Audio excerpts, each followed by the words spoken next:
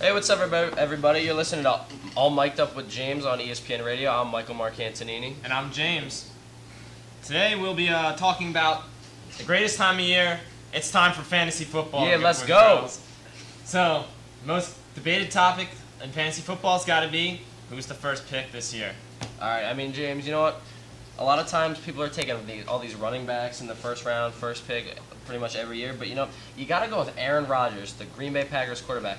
The most points every year. He's getting like in the 330s. It's crazy. He's just putting up outstanding numbers with all those pass yards and passing touchdowns. You got to go with the points and take Rodgers #1 overall. Man, that's blasphemous, as Stephen A. Smith would say. Let's go, man. Come on. You got to go with Arian Foster here, man. 13 games last year, 1,200 yards, 10 touchdowns, 600 receiving yards. He doesn't only run the ball like mad, he catches the ball really well, too. In 13 games, he scored 10 touchdowns. Touchdowns score you 6 points in most formats. How can you argue against this guy, man? You know what? I mean, it is a good argument, and I know Foster's been a beast. I've had him in the past. You can do it with by running the ball, and he gets those pass yardage, the receiving yardage, excuse me. But I mean, you can't just pass up somebody who's getting this many points in the first round. Aaron Rodgers, all the touchdown passes, he won the MVP.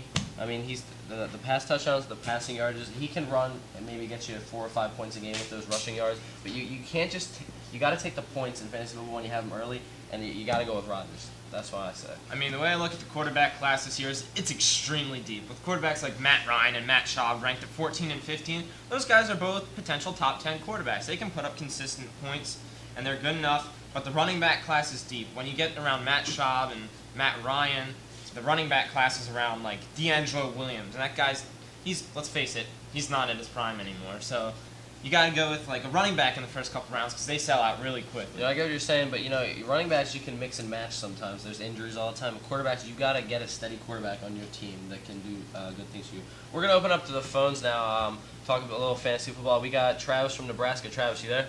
Yeah. I was wondering what y'all think about Adrian Peterson coming off of an injury. Usually he's one of the first picks in the draft. But what do you think? You think he'll be as good as he was after the ACL tear? I don't know. What do you think, James? AP? I mean, you gotta love this guy. He only played in like half the season last year, and he still almost ran for 1,000 yards. Double-digit touchdowns last year. He's coming off the injury, but they're saying he's coming along really well in camp. Apparently, he beat Percy Harvin in a race, and I would think Percy Harvin's faster than Adrian Peterson when they're full healthy. And the fact that Peterson is coming along this well, he's just such an elite guy. You can't pass up on him. I think if he slips to the second or third round, you got to draft this guy. He's just so good. You know, James, I'm gonna have to agree with you on that because it's not that often that you get somebody of Adrian Peterson's caliber falling to those, like you said, third, fourth, maybe even fifth rounds in some leagues. He's going to play this season, maybe about half the year, maybe even more, depending on how soon he comes back. So I mean, I think if he's there and it's good value for it, you gotta take AP. I just read a report coming out of Minnesota training camp. It looks like he could come back even by week 1. If he can be a full 16 game scheduled and play every game, this guy could put up first round numbers for you every week. He's just so good. First round picks in other years, he's the real deal here. I think you gotta pick Adrian Peterson in the second or third round if he falls. Yeah, I mean, if that's the case, if he somehow comes back week 1, that's a no-brainer. So, real quick, Thunder, Heat, NBA Finals, Heat up 2-1. Who you got? Thunder. I like both the teams, but I don't know, man. The Thunder, I think. You know what? I mean, I really want to say Thunder here. I think Kevin Durant's just a fantastic player. He's got a great supporting cast: James Harden, Russell Westbrook, Serge Ibaka. But you know, I mean, I really think it's LeBron's time to win. I think he's up 2-1 right now.